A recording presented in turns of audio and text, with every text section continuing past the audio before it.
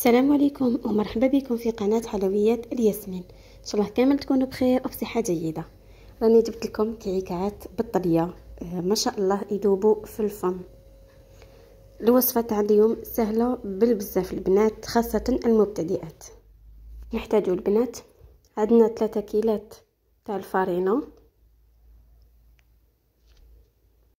معمرة تاع ليدم، سمن وشوية زيت، وعندنا 2 معالق حتى 3 تاع سكر ناعم.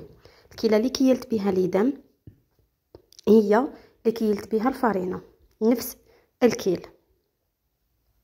نخلي الكيل تاعي شويه يبرد تاع ليدم ومن بعد نجي نرون كل شيء مع بعض. قلنا 3 كيلات فارينه مع كيله تاع ليدم. اللي الكيله اللي شتوني عمرت بها ليدم هي اللي كيلت بها الفارينه. 3 كيلات 3 كيله تاع ليدم. انا درت سمن وزدت واحد 2 دوا تاع الزيت، 2 معالق حتى 3 كبار تاع السكر الناعم، ونجي نبسس الكل جيدا بهذا الشكل. ومن بعد البنات نطمها بالماء والمزهر ولا بماء الزهر فقط كيما حبيتو. على بالنا بلي المزهر تاعنا تاع دوك راهو خفيف، دونك انا ما نحبش نزيد له الماء، مي اللي حبيت تزيد له الماء تزيد له. نجي نطم العجينه ديالي، ندير المزهر كيما راكم تشوفوا، ونجي نلمها بالاصابع فقط، ما نعجنهاش حتى نتحصل على عجينه تكون طريه متماسكه كيما تاع العرايش. نفس لاباط كعكات والعرايش نفس القاعده في كل شيء. نقعد نضيف بالعقل في المزهر. قلت لكم تقدروا ديروا الماء والمزهر. هنا بالنسبه للكيل تاع الماء والمزهر ديجا كنت درت معكم عرايش، بديت لكم الكيل قلت لكم نفس النتيجه صح. الكيل وشنو هو؟ الكيل اللي كيلتو به ليدم عمروه ماء ومزهر، الكيل اللي كيلتو به الفارينه وكيلتو به ليدم عمروه ماء ومزهر، وبداو ارشوا بالعقل. راهو رايح يعني ياكل لكم خاصك الكيله كامل يقعد لكم واحد ربع ولا شويه على ربع، هذا ما كان. هاي ليك العجينه ديالي بعد ما طميتها. شوفوا البنات جو دايما تشكلوا كره، هي اللي تعطيكم النتيجه. راهي ما شاء الله العجينه تاعي شوفوا ما هي تتفتت ما والو. نوزنها 30 غرام ونخليها تريح. من جهه اخرى نجي ندير الحشو ديالي. هنا البنات لافاخس تحبوا ديروا 3 كيلات كاوكاو، 3 كيلات تاع اللوز، واش متوفر عندكم. دايما نقول لكم صح القاعده والداخل كل واحد واش حب. نديروا 3 كيلات لوز كيما راكم تشاهدوا، نديروا كيله تاع السكر. انا ندير نص كيله تاع السكر، خاطرش علاه انا رايحين نطليوهم يجوا بزاف حلوين. الوغ 3 كيلات تاع اللوز مع نص كيله تاع السكر، سكر كريستاليزي عادي. نديروا مغرفه كبيره تاع سمن ولا تاع لا مارغارين ونطمها بالمزهر. نعاودوا بالنسبه للحشو عندنا 3 كيلات تاع اللوز ولا كاوكاو واش حبيتوا، عندنا نص كيله تاع السكر العادي، السكر تاعنا نورمال كريستاليزي، ومغرفه كبيره تاع لا مارغارين ولا تاع السمن نطمو بالمزهر. هنا وشنو دور المارغارين ولا وشنو دور السمن يخلي لنا لافاخس ديالنا تقعد طريه ما تيبسش.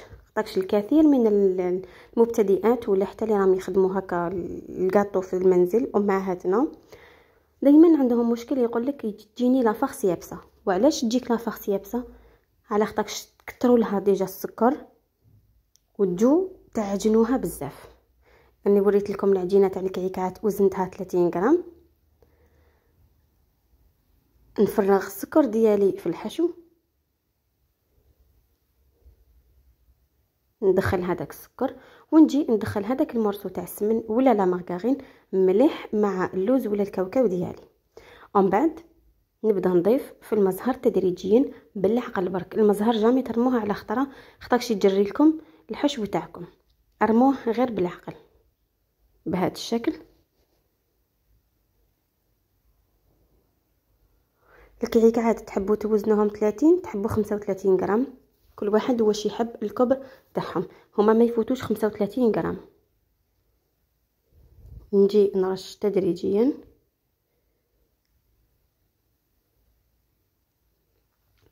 هنا دايما تشدوا قاعده، نوزنوا الكعكات 35 غرام، نوزنوا الحشو تاعنا 20 غرام، نوزنوا الكعكات 30 غرام، نوزنوا الحشو تاعنا 15 غرام، هكذا باش تجيكم الحبه على قانيها، يعني تجيكم ماشي حابطه وماشي كبيره بزاف.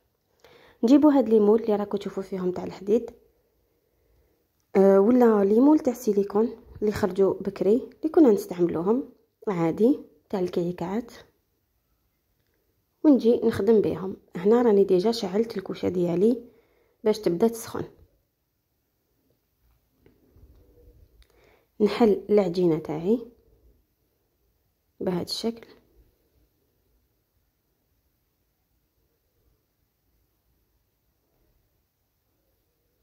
ونجيبو لافارس اكيد بعد ما نكونوا وزننا كلش، باش تكون عندك خدمه نقيه وتكوني يعني تخدمي في الوسع، ما يكونش ما تحصليش ما تعييش، باش ما تمليش من الكاطو وتقولي بزاف جاني صعيب. وزني العجينه تاعك، وزني الحشو ديالك، غسلي معلك، ومن بعد اقعدي برك للحلوه ديالك، يعني تخدمي منها طيبي منها. شوفوا نقيسو الحربوش تاعنا، نجي ندير فتحه من الفوق وندخل شويه اللوز ونلم كيما راكم تشاهدوا باش نشكل الحربوش. هاد الطريقه ولا هاد العمليه ما تخليناش اللوز تاعنا يخرج برا، وما تخليناش الكعكات تاعنا تجي شامته. شوفوا اللي ما عندوش ليمون يقدر يطيبها بهذا الشكل. راني درت لكم هذه الطريقه باش اللي ما عندهاش المول تاع الحديد ولا المول تاع السيليكون تاع الكعكات تقدر كيما راني ندير انا دوكا تتحفها، تغلقها مليح وديرها في سنيوه وطيبها عادي. شوفوا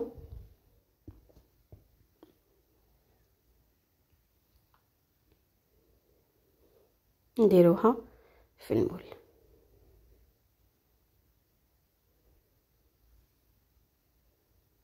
نزيدو حبيبه تانية هكذا باش يفهموا مليح البنات.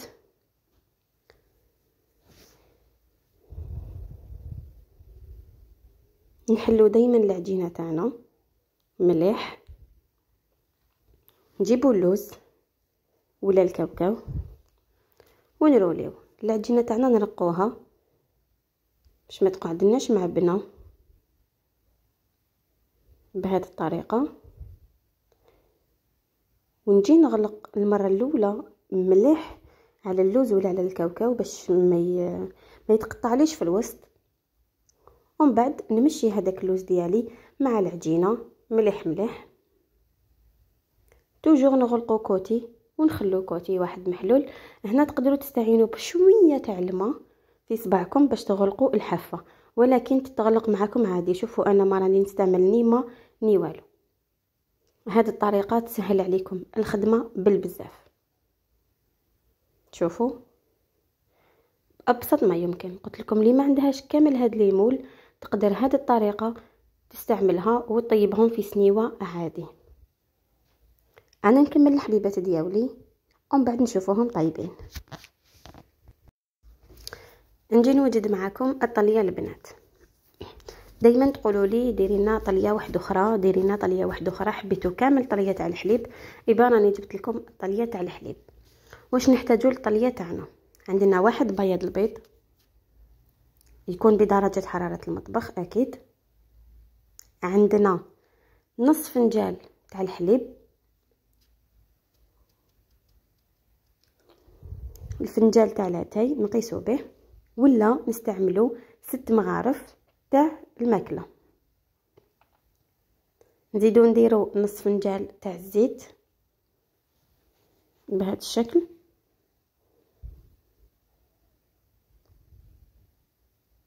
قلنا نص فنجان اتاي تاع الحليب، نص فنجان اتاي تاع الزيت، عندنا نص فنجان اتاي تاع الماء زهر، وعندنا 4 فنجان تاع القارص عصير الليمون.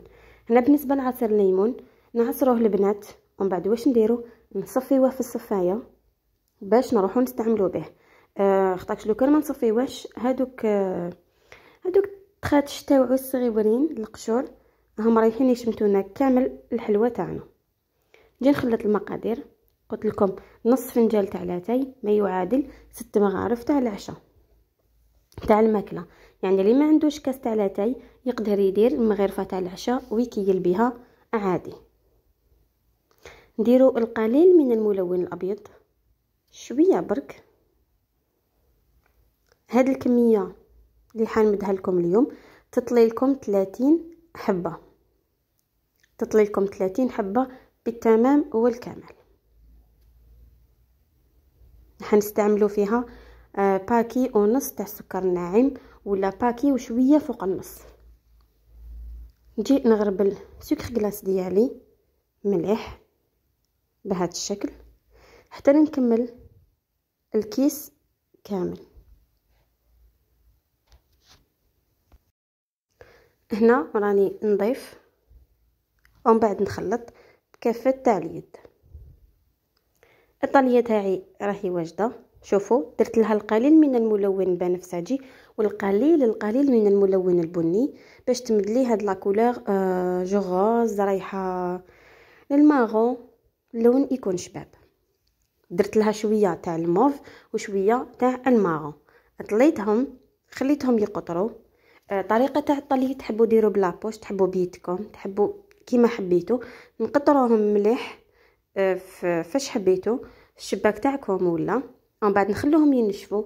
نجي نقيهم من التحت وندير لهم النكري كيما راكو تشاهدوا امامكم. هذه الطريقه من المفروغ منها كامل تعرفوها. نجو لهادوك الوريدات كيفاش خدمناهم. نحلو لا باتا سكر تاعنا كان باست عادي. اكيد نستعملوا المايزينا. نجيبوا النكري نمسحوا لا باتا سكر تاعنا بالنكري من الفوق بالطريقه اللي راني رايحه ندير بها انا.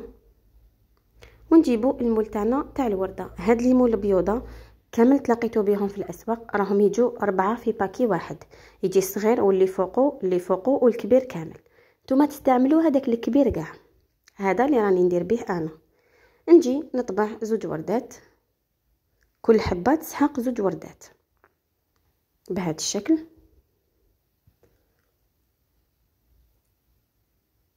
الطريقه موضحه امامكم. نجيبوا هاد الاسفنجه راهي دير 50,000. اللي ما عندوش يقدر يستعمل لو بلان دو طرافاي ديالو يدير عليه، ولكن راح تجيه العمليه شويه صعيبه بصح راهي رايحه تنجح عادي. قلت لكم سحقينا عجينه تاع كان باست باتا سكر نورمال راهي متواجده.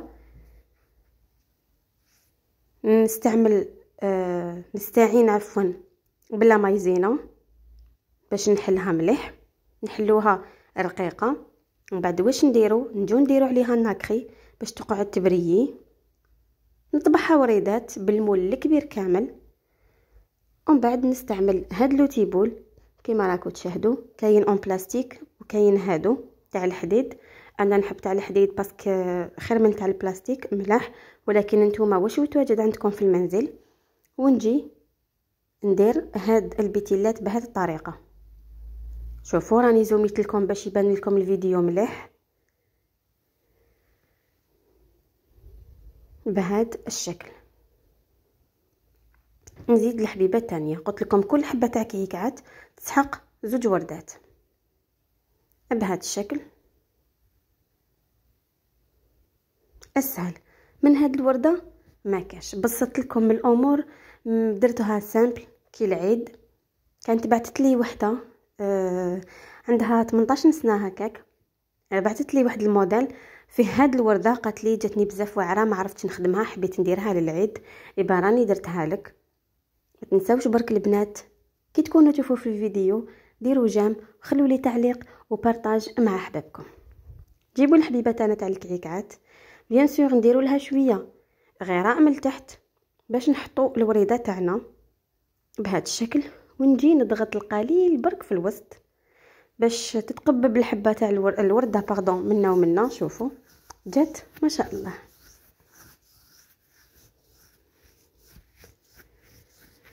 سهله بالبزاف. بالك تفسدوا ورده ولا زوج ومن بعد خلاص غير تمشيتكم عادي. شوفوا نرقق شويه هذيك البرعومه الصغيره،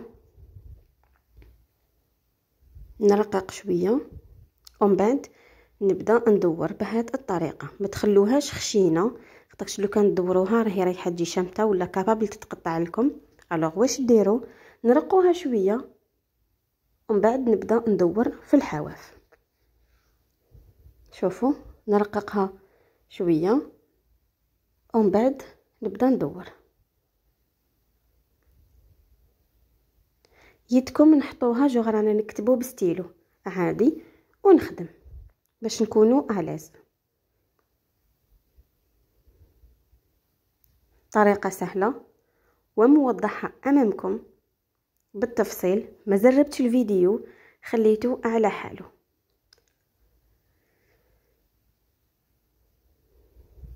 كي نكون نخدم ويجي وليدي تضرب عندي زنزله في الكوزينه، الله غالب. نجي نحط ورده فوق ورده، نديروا لها قطره صغيره تاع الغراء ونديروا شويه غراء في الكعكه تاعنا، نحطوا الوريده تاعنا نضغطوا عليها شويه برك في الوسط. الغراء هنا كيفاش خدمته قلت لكم، درناه ديجا خطره. نديروا شويه تاع تيلوز، نديروا شويه تاع الماء في الكاس، نقعدوا نحركوا فيهم كل زعما ربع ساعه 20 مينوت نحركوا فيهم حتى يولي عندنا خليط يعني برودوي اليمونتير يتكل عادي نستعملوه في الحلويات. ما عندكش تيلوز جاك غالي ما قدرتيش تشريه، ماهوش متواجد عندك، عادي في بلادي واش تروحي ديري؟ جيبي قطيره تاع الماء ومسحي الحبيبه تاعك بشويه ماء، حطي الوريده ديالك. طريقه سهله وبسيطه. المهم خدمي من الدار. نجو بالنسبه لهذوك اللي راني نخدم فيهم دوك، واش نديرو؟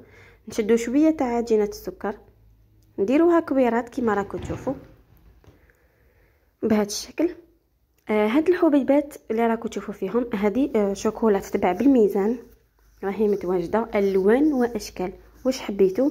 ولا كاين سكر جيود واسمه هكذا سكر جيود، مي انا جو بريفير كو هاد الشيكولا تشروها بالميزان خير من سكر جيود، خاطرش راح يجي فريمون يابس. بصح هذه راح تكون بزاف بزاف بنينه. الكعكات ديالي راهم امامكم، طريقتهم سهله ما يشدوش اليد، سورتو الطليه تاعهم تنشف تمتم باسكو فيها البلون دوف. البلون دوف تاعنا يعاونها باش تنشف. نتلاقاو في وصفات اخرى. سلام.